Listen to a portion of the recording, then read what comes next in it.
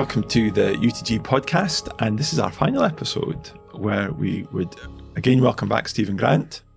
Good to see you again. And we have been talking about the report, A Quiet Revival, that was done by the Bible Society. And one of the kind of aspects that even the report brings out is that how is the church going to respond to this cultural moment where people are inquiring and they're... So that's what we want to discuss in this episode, is like, what should we, in a very practical way, what should we be thinking about? How should we respond? How should we maximize what really is an opportunity that exists today? So as we think about it, what were some of the things you noticed as you read the report? Well, there's kind of two things, isn't there? There's the question to how does this impact us reaching out? And secondly, how does this impact our reception of people who come to us? Mm-hmm. So, in terms of the environment we create, the resources we provide for people who come to us with this inquiring mind. Okay, well, should we start with the first one then? Okay, like reaching out. Yeah. So how the challenge is, if there is part of society that's been identified, which we're saying a younger generation, Gen Z, do the traditional church outreach methods connect with that part of society? So that's the question, I think. Okay, so define. So normal. Traditional church outreaches across the board would generally speaking be putting on services and advertising them in various ways within the church building. Yeah. Which would have the format of a traditional church service, or a church service, maybe not traditional, but a church service. So you're inviting people in a kind of not scattergun way, but in a wide invitation into your community to come to us. So, come to where we're at. Do you do that though? Because obviously you're involved in. We've done it this week. Yeah. So it's a scattergun. It's not focused on any one. No. So you're inviting the whole community to come. Yeah. To propositional speaking. Yeah, that's different though, because you've got a series of questions that you've given people ahead of time. Yeah, but it's the same. I'm just thinking about, you can tweak it, but it's the same principle. Okay. You're saying to people, can you please come to where we're at? Okay. At a time that we've arranged. Yeah. And into a format that we've provided. Yeah. So can you be very passive in that process and be part of it and come and listen? Mm-hmm. And maybe with the opportunity to engage. So the second sort of way that people tend to reach out, and it would be to invite people to come and be part of a Bible study or a course, Alpha Christianity Explored, that kind of thing, where you're saying, please come and be not passive but active. Yeah. And it is interesting that I think some of in the reports that I've read that Alpha courses are oversubscribed.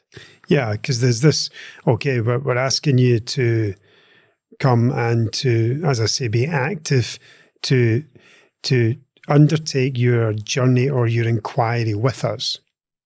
We will help you. Mm-hmm. We will provide an opportunity for you. We'll provide resources for you to help you in your journey and your inquiry. But you're going to be doing the journey and inquiring. Mm-hmm. And we're going to be assisting that process. So it's not all passive. It's not all just reception of information that we're going to provide you with. Yeah. I suppose that there's an element there where people are exploring. So there's a dialogue. Yeah. And some people try to talk about the fact that being preached at is off-putting, but discussion is different to that. In my limited experience of both, generally speaking, and this is a kind of, this is just an anecdotal statement, that people who like to speak come to the courses, and people who like to listen come to the services. Yeah. So you'll get people in these courses who are very comfortable sharing what they think and talking to others and that kind of thing. And people who are not comfortable doing that would rather just come and listen discreetly and then go away and think about it. So to me, in my limited experience, it's like horses for courses, and it's not one at the expense of the other, but different people, these different methods are suitable for different people. You see, that's interesting, because I remember I was involved in a scripture union club at a school, and the leadership transitioned, and the new person coming in, they sat through a few of my lessons and said, "Yeah, I'm not so sure about this." I said, "Well, I think we need to give the young people a chance to talk themselves." So what I'd been doing is I'd said, "Okay, here's a verse of scripture. This is what the verse of scripture means." And that was it. And there was chance for Q&A and that kind of thing and debate. But what they wanted was a case of people just come and bring their own ideas. Yeah. And there's a philosophical, well, I would say even psychological kind of basis for that, is that owing to the infiltration of psychology in our society, truth lies within you. And our job is to facilitate that truth coming out of you. And yeah, it's humanism. Evangelism is the opposite of that. Evangelism is, there's truth here. Yeah. We want to bring you to that truth. Absolutely. And engage with it. And my only thing is that when you think about that, there's questions around, okay, well, how do we either bring the truth to them or them to the truth? And when you bring the two together, what is the kind of synergy, if you like, what's the way that interaction takes place? It can be passive or active. It can be to listen, or it can be to discuss or inquire in some way. But the point is, I think that what we both believe is the discussion, though, is not about sharing of ideas. It's about the objective truth of the gospel being put forward. And if you've got questions in relation to that, that's fine. We can have a discussion on it. But we're not looking for meaning in sharing of ideas, which is a popular view even amongst evangelical Christians. No, the truth is absolute. So it is bringing someone to the truth, and you can discover that truth through a discussion. Yes. You can be introduced to that truth through a discussion. Yeah. Or a course or something like that. So, I mean, that's two kind of ways, which would be very much local church based. And then there's obviously personal evangelism as well. So sticking on the local church kind of evangelism, how safe should it be for people to be able to explore and question in a way that would be in contradiction to what the truth of the gospel is or what the church believes? So, for instance, you've got people there who are interested in the gospel. They may even come to that point where they have believed the gospel, but they've got all these questions about the origin of the universe, and they've got a very scientific mind. They've got a scientific understanding of life. So they read the Bible and they read of a 7-day creation. They say, "Well, I can't believe that because of all my scientific background." How much room should there be to be able to explore, discuss, and maybe even have doubt about the biblical narrative on the origins of the universe? I think there's some parts of the Bible that there's less information given than others, so there can be less certainty about your understanding of what's being communicated. So, for example, if you take the origin of the universe, the Genesis account, many Christians would hold to a literal 7-day 6-day, 7-day rest creation. Many Christians would not. But you can still be a Christian. Yeah. If you think that believing a literal 7-day or non-literal is still a creative process, I would believe in the literal. And I think that there's reasons for that in the Bible that I would, would substantiate that. But if someone becomes a Christian, there's a whole Bible to discover. Mm-hmm. And there's a whole wealth of truth, most of which is going to be cutting across your existing worldviews. Yeah. If you've not had access to biblical truth before, or it's not been part of your thinking, then most of it will be quite radically different. So, you're on a journey of discovery. I mean, you meet the Saviour, you trust the Saviour, your understanding of the gospel is childlike, not childish, but childlike. And that's appropriate. The Bible speaks about being fed with milk. The Bible speaks as newborn babes. But then there should be a maturing in your understanding of revelation and of truth and so on. So the church is discipling or mentoring of someone who's a new Christian should be able to do that and embrace that and engage with people's education, difficulty, growth, call it what you want. Yeah, immaturity, appropriate immaturity. Yeah, and in the same way that learning curve. In a family context, you don't expect of your 5-year-old what you would expect of your teenager or what you would expect of an older person. But I think the same also ought to be true in local churches are not renowned for being able to cope with people who think slightly differently and who have got baggage from past life or even just the way that their professional life or whatever it is. But I think it's important that there is a toleration, even if it's not something, we're not saying that just believe what you want, it doesn't matter. What you believe is essential and really important. And whilst I too believe in a literal 7-day creation, I think I would want to give room for people to kind of explore what the Bible says without beating them over the head.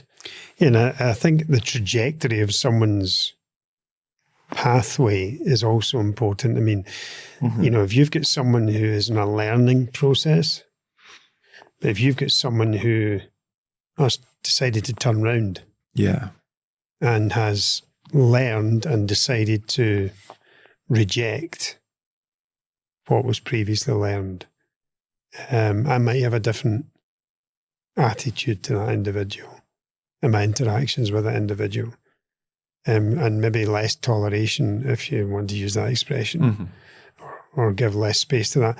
So, I mean, there's so many factors in that, I think. But yeah, I mean, I think they're learning. We should all be learning. We should all continually be learning. Yeah. And someone who says when they're 70, I've never changed my mind on anything since I was 25. Have you met people that have said that? Yes. But that's a sad thing because the assumption is that you knew it all at 25. Yeah. Which is ridiculous. It is. And if you haven't learned anything now that you didn't know at 25, you've not learned anything. Yeah. So you're constantly... Well, you should be constantly growing in your knowledge of God and of His Word and of His Son. So these are kind of areas where you're inviting people to come to you. So you're creating spaces and recognizing that people learn in different ways. So people. My question to you is, if you take that and if you shift the dynamic and say, okay, that's you come to us. What about us going to them? Yeah, as in should we? No, it should be, because I think that's obvious, but how do we? Yeah. Well, to this new environment. Yeah. Well, I think we maybe need to be a little bit more thoughtful. So when you say that there are people that are interested, I think the assumption has always been as well, people are not interested. And all you got to do is basically present the truth and they're going to reject it. So it doesn't really matter how you do it or what you do. Well, I don't think that's true. And I don't think that's a reflection of how the New Testament and the apostles proclaim the gospel. So you're saying, how should we do it? Well, wherever you can get the opportunity to propagate the truth. So if there's a university that has got a Christian union that you can go and speak at, or other debating societies that you can go to, or schools, that's certainly where you're going to get younger people. Or do you have any other things that you would think? No, I think it's a mindset, isn't it? It's a mindset that you're not just assuming that people are going to come to you. That the emphasis would surely be go into all the world. The divine, the Great Commission, and the example of the evangelists in the New Testament was that they went where the people were. Yeah. So they took the truth to the people. Yeah. It's a Victorian model, though, to actually expect people to come to you. Yeah. Yeah. Or even pre-Victorian. But it certainly would be the case that if you follow the biblical pattern of evangelism, it would be like, okay, where do people congregate? Yeah. And where do people come together for discussion or debate or come together socially or religiously? So whether it was in the synagogue, the marketplace, whether it was Mars Hill, the philosophical kind of. So when you talk about the synagogue, then, are you saying that if someone invited you to go to a church building for a church service to propagate truth, you would do that? When I was younger, I would say absolutely not, and didn't. So I would be much more, hopefully more thoughtful in my consideration of the invitation. Yeah. So the fact that it's in a church building or whatever environment wouldn't be the reason by itself that I would say yes or no to it, whereas before it would have been. Yeah. And that is probably just me then. So a bit of the unknown, a bit of fear, maybe what other folk might think. All these things would have shaped. Well, it's all about association. I do remember a work colleague, when I was very young, a work colleague asked me to come to a Catholic church retreat. And I'd been talking to her about the gospel and different things in the office. And she said, there's this retreat and we've got an opportunity to invite some speakers to come along from different places. Would you like to come and speak? And I didn't. And I've kind of regretted ever since. It sticks in my mind as something I should have done. A missed opportunity. So, yeah, I kind of wish I had. And maybe I wasn't ready to do that kind of thing at that stage anyway. Maybe I was too immature in lots of ways. But it just struck me with hindsight as being, there was an opportunity to really engage with my understanding of the gospel and people who had a different understanding of the Bible. So just, because obviously the counter argument with that is you're associating with, but do you think that's true? Well, in that environment, no, because, when I look back, I was being invited to represent my beliefs and to express them as being something contrary to what, to have that kind of environment. So I'm not going along to associate myself, with Catholic doctrine, but to actually present something that's actually contrary to a lot of the Catholic doctrine. Yeah. Although I think that people would say that, but if you are going to an event that they organise, you are therefore associating, and the perception is that you are supporting of their doctrine. Well, if you take that view, then Paul doesn't go up Mars Hill. Correct. Yeah. Or Corinth. Or into a synagogue. Yeah. So I don't think that would be a legitimate point of view. Yeah.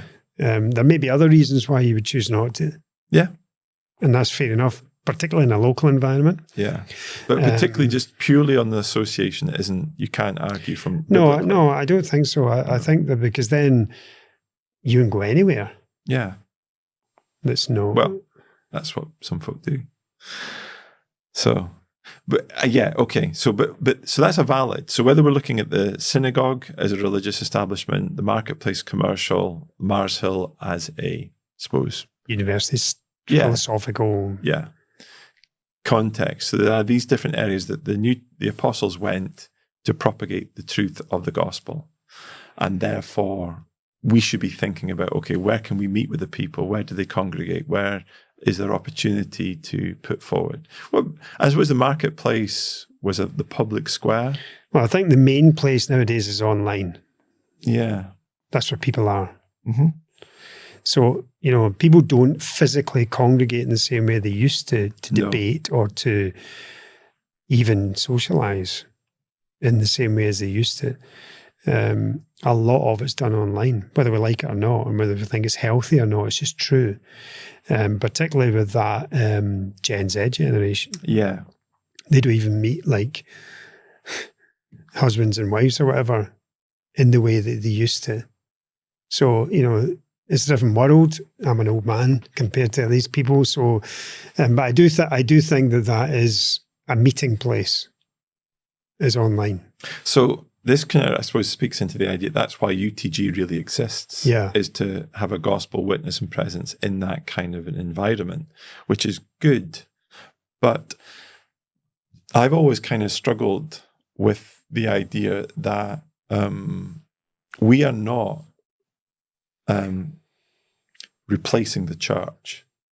No, absolutely not. We're not. It's a case of, well, we've got this UTG stuff. That's how we do evangelism. It's the idea of UTG there is to facilitate the individual Christian, the local church in its witness. And yes, yeah, meeting UTG is just a collection of content. Yeah, it's a tool. Yeah, it's not an end in itself. No. I mean, it's not an entity even in that sense. No. It's not tangible. So it's simply articles written, podcasts recorded, content produced, resources. Yeah. So these have to be used by individuals and by local churches ideally. We would love the UTG material to be used extensively by whoever wants to use it. Yeah. And encourage that, absolutely, as tools. Because the point is, it's that local connection which is the key. You need to meet people. Yeah, because we don't want people building a relationship in a sense with UTG. We would rather the resources that UTG provide enable a local church or a local Christian build that relationship with whoever. Yeah, no, that's what I'm saying. UTG, there's no substance in that sense in it, in and of itself. It's simply a mechanism whereby material can be provided. People can find it. Mm-hmm. They can find the articles, the podcasts, the videos, and in finding that, they can find the truth of the gospel. Mm-hmm. But to connect, meaningfully with the gospel, really, then it's not just the truth of the gospel in that sense, but it's, you want then to connect people to a local church, connect people to local Christians so that they can, develop as Christians. And because the last thing, well, not the last thing, but what you certainly don't want is someone to come to UTG or any other online resource and that be the end. Yeah. They find Christ and then that's it. Yeah.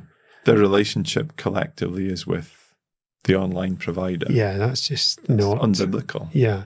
Well, I mean, the online provider is just a modern day. You wouldn't expect that if you go back 100 years, people to, find a relationship with a library. No. Yeah. Sit in a library. Yeah. It's just like, no. That's where the resources are. Yeah. You need to find people. Yes. And although we are people in it, but we're people in our own locality. Mm-hmm. So, yeah. No.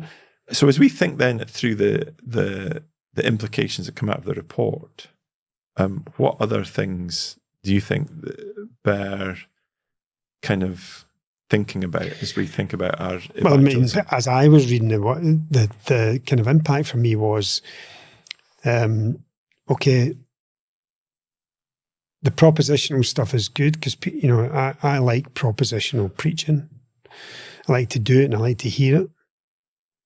But in our local context, I'm thinking, well, perhaps we need to facilitate in some way this other idea of Bible study groups or Bible study courses and that kind of thing.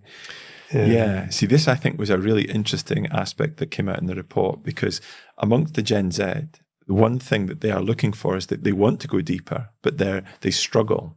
Yeah, I saw that as well. They struggle with who to rely on or depend upon or trust. And they're not swayed by celebrities.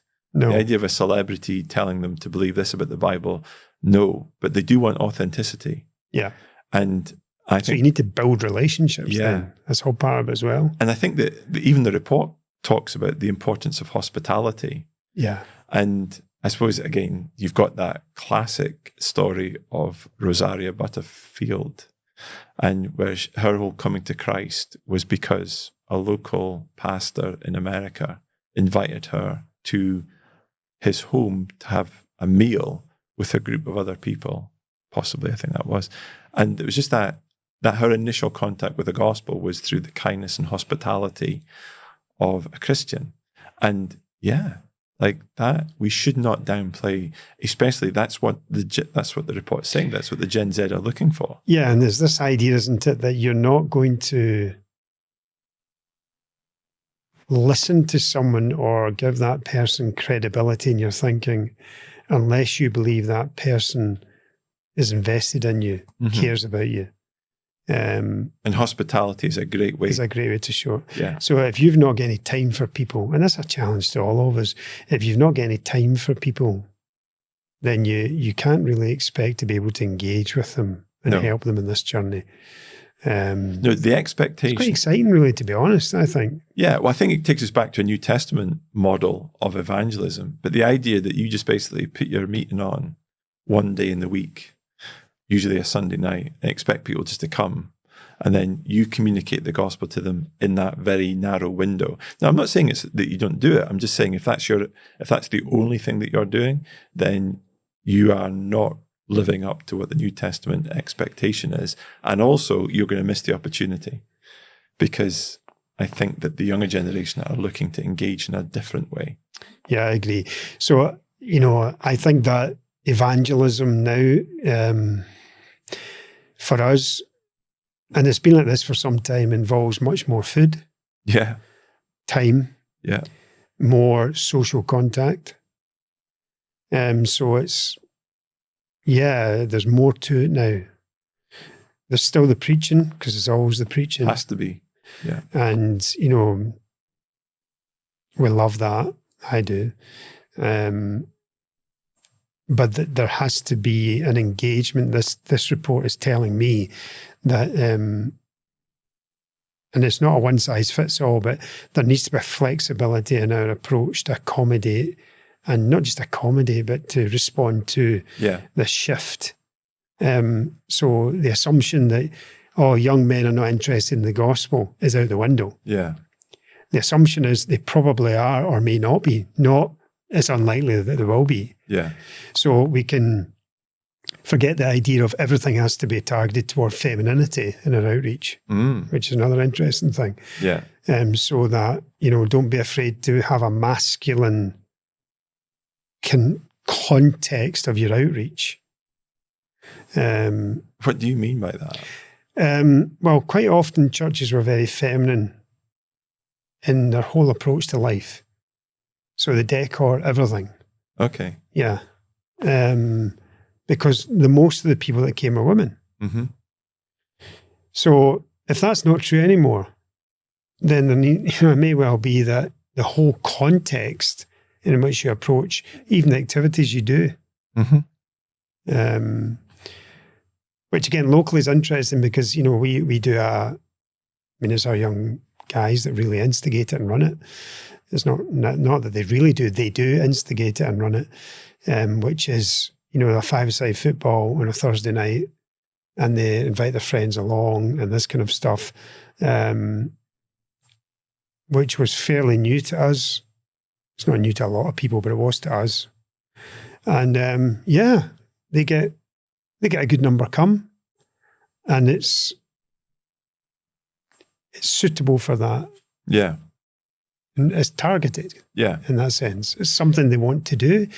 It's very male-dominated. I know women play football, but this is a very male-dominated outreach. Yeah. It's all men that are there. We go, the men from the church go and, are there too. And after the end of it, we stand in the middle of the pitch and, drink juice and eat crisps. And there's like a 5-minute type of gospel presentation made. Guys listen and so on. So that's just one small example. But you could, extend that out, I suppose.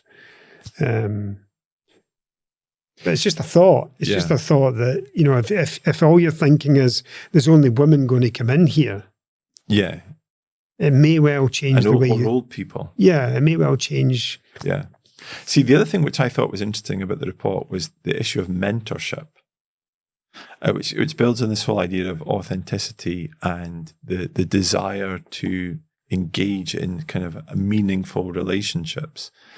And again, I think it was a 9 Marks article, and it was just talking about the fact that what the young people actually found the most engaging wasn't kind of youth specified events, or kind of often churches were kind of going down this idea of, well, if you want to keep your young people, then you've got to meet their felt needs. Yeah. But what the young people actually said, what they enjoyed the most was to sit down in a retired missionary's home and having conversations with them. And I thought that's really, I think, informative. That intergenerational, that's countercultural nearly in biblical. Church. But absolutely it is. The older women teach the younger women. That you have that the older being able to pass on their understanding of Scripture to a younger generation, and facilitating that and not being scared of it. Young people don't always need to be with young people. No, and I think that the idea, it's almost like patronizing to young people now to make assumptions that, that they're not mature enough or intelligent enough or sophisticated enough that all they can do is talk to their peers. Yeah. That's just not true. No. I don't think it ever was true, actually, but I mean, it's probably a failing of our generation to make that assumption. Yeah. Because, and also, I mean, I made this discovery a long time ago, teaching on a Friday night back home, when I took over the Bible class, which was that, like, I assumed that they would want to just be listening to like topics, relationships and stuff like this, and then I discovered, no, let's go verse by verse, expositional. Let's go through some really difficult passages in the Bible, and let's go deep.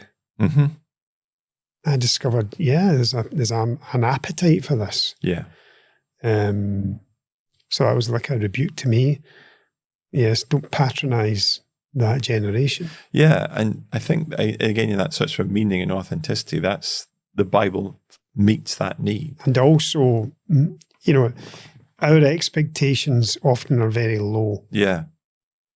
Of what, congratulating a young person if they pray publicly, instead of the assumption being that they will be praying publicly.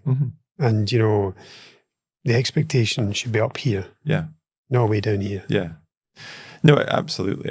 In terms of, if your expectations are higher, then you're more likely to hit. And you will mentor and help and draw people up toward that. Yeah. So the mentorship, I think, is something which we've not, in the churches that we're familiar with, we've not done a particularly good job of. Not officially. I think it goes on quite a lot. Unofficially. Yeah. My experience, it certainly has. I mean, I've been mentored. Yeah. So I maybe have a different experience from you in that. When I was younger, I had, at different stages of my life, I had important people in my life that helped me. And I'm very thankful to the Lord for the people that he's put into my life who have mentored me, and I have experienced it, but I'm also conscious that I don't think that's a widespread experience. It may not be. I mean, I'm just talking about my own experience, and I've also seen it in others. But you obviously can't speak to everyone, but I know the value of it. When you talk about mentoring, what do you mean by mentoring? I think it's a level of relationship that is more than just what you would get when you meet on a Sunday. So is it one-to-one? It doesn't have to be one-to-one. No. Could be in a group. But I think it's particularly for young men, it's helpful if there is some opportunity for a one-on-one. I think there are certain types of discussions, accountability that is better privately done. But in terms of general mentoring, then that you actually meet up with somebody, and whether that's over a coffee or to your home or wherever, but outside of the kind of church meetings, and you're wanting to actually know how this person's doing. You're wanting to be able to give them biblical truth that's relevant to their life.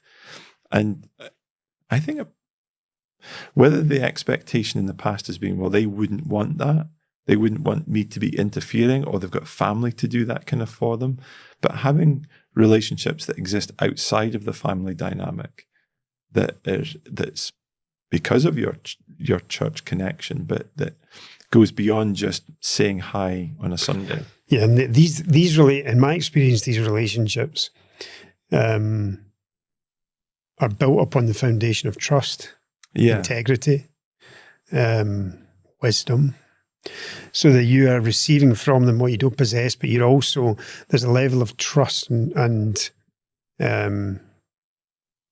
respect for the individual who is mentoring you. Yeah.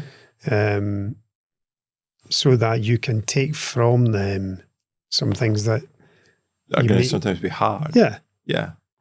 And because of the relationship you have, then it's easier to do that, because you know it's coming from a certain perspective of love and trust and all the rest of it. Yeah, genuine interest. But you also need to actually respect not just the person, but what they're saying to you. Yeah. But that comes, is that the issue of authenticity? It's authenticity, and it goes back to what I think the lady from the Bible Society said to you in the first podcast, which is that this generation find it very difficult to find these sources of mentoring and trust and dependability. It's a big thing. Mm-hmm.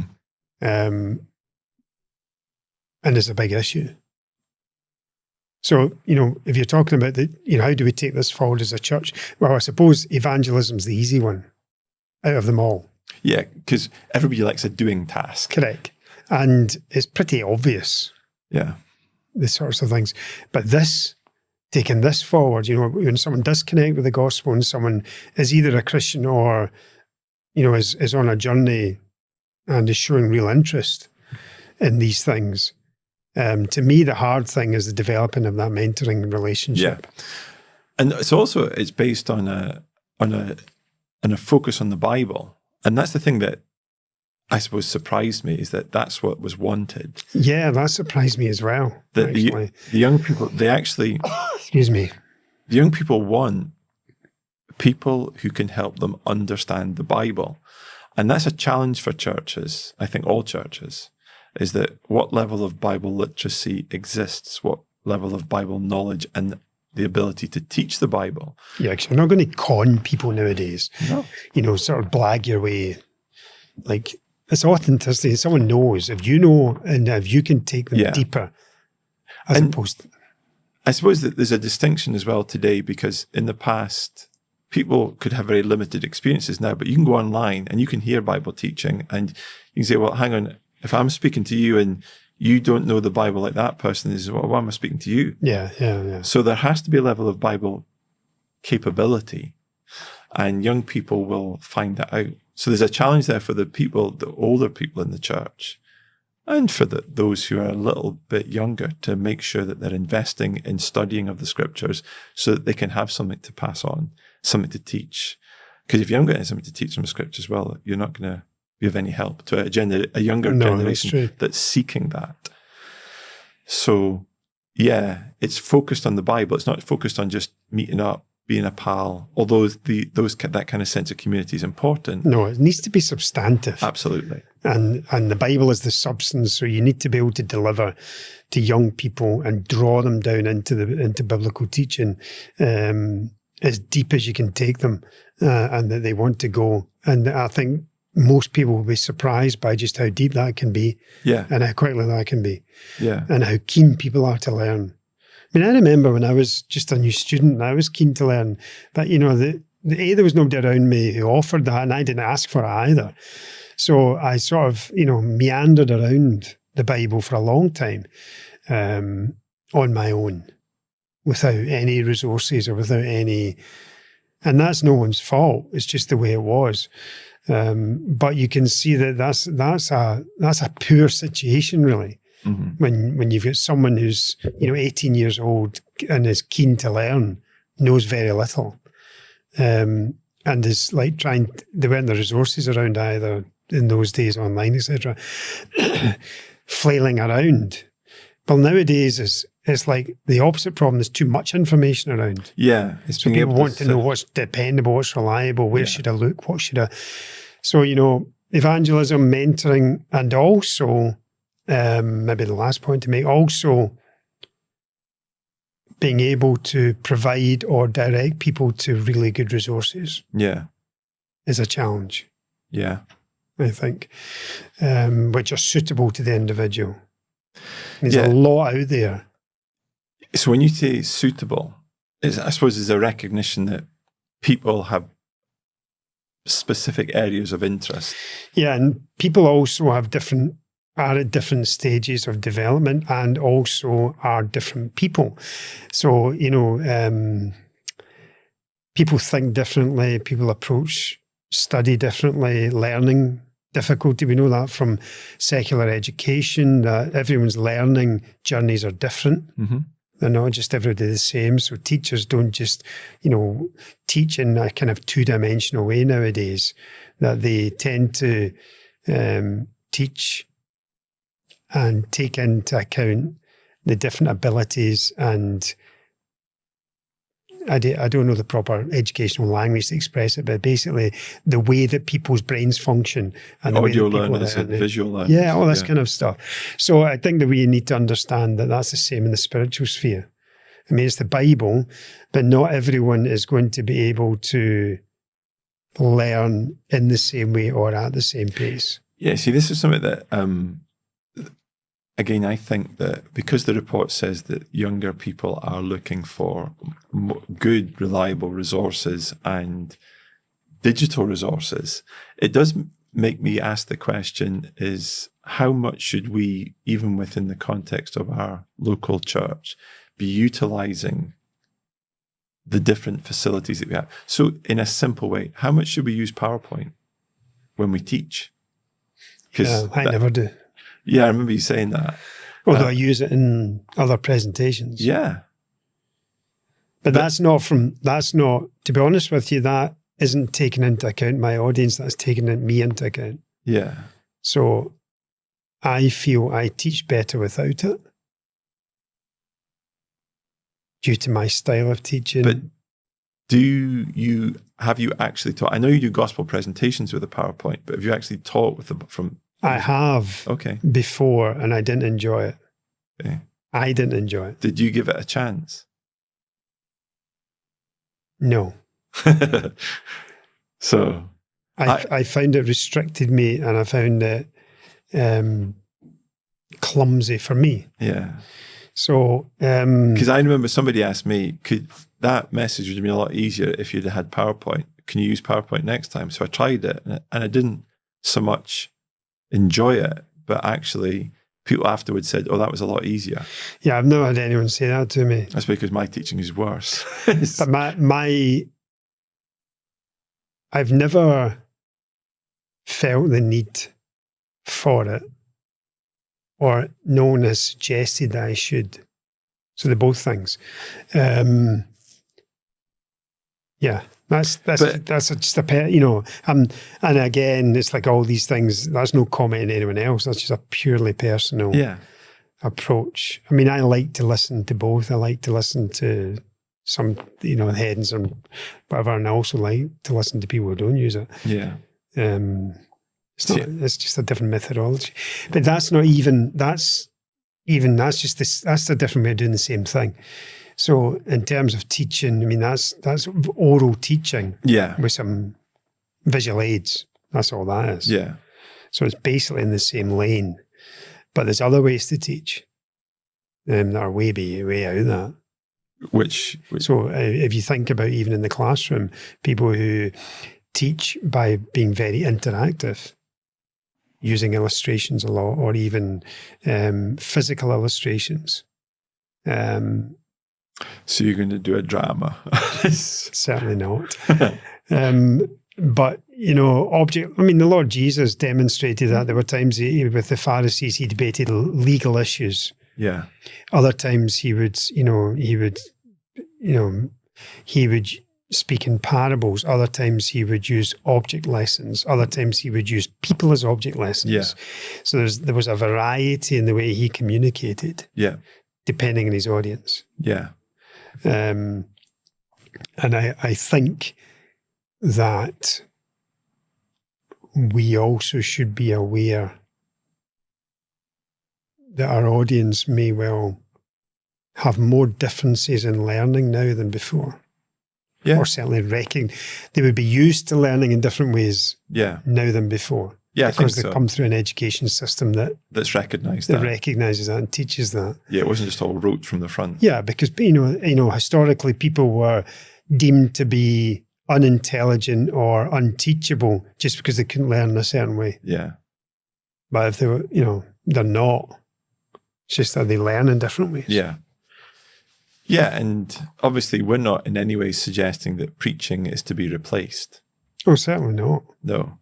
Preaching is the method of the communication of truth, but how that's done can vary. Yeah, in the context in which it's done, in the interaction in which it's done. Yeah. Can vary. Yeah. So that taking that report back to the what's our takeaways from it in that sense. Well, my takeaway from the report is hugely encouraging. Mm-hmm. It opens up a whole area of society in my mind that I didn't really appreciate would be as open to the gospel as perhaps they are. Should affect evangelism, should affect attitude towards those who are young Christians as well with the word. Go deep. Mm-hmm. Raise your expectations, have substance, and so forth. Yeah, and I think that to recognise that this is a cultural moment that exists that we will have to steward, and either we will respond well to it or will not respond well to it. We will hopefully not ignore it. Absolutely. And I think that to respond well to it is to probably have to adapt a little bit and to make some changes so that we actually do engage. Because if you and I don't engage, then they're going to think that the only place to find authenticity is in some kind of archaic liturgical kind of means of Christianity. And that may miss the gospel. And that interest doesn't actually translate to genuine faith. Yeah. It's just religiosity. Yeah. Which would be a massive missed opportunity. Yeah. So, yeah, it's really, very interesting. I think so. And exciting, as you said. Yeah, yeah. And lots to pray about. So I hope that others that have listened to this or watched this, that you will find that this whole kind of report is encouraging, but also challenging, and that you've enjoyed the conversations that we've had with it. So until the next time, thank you very much. Thank you.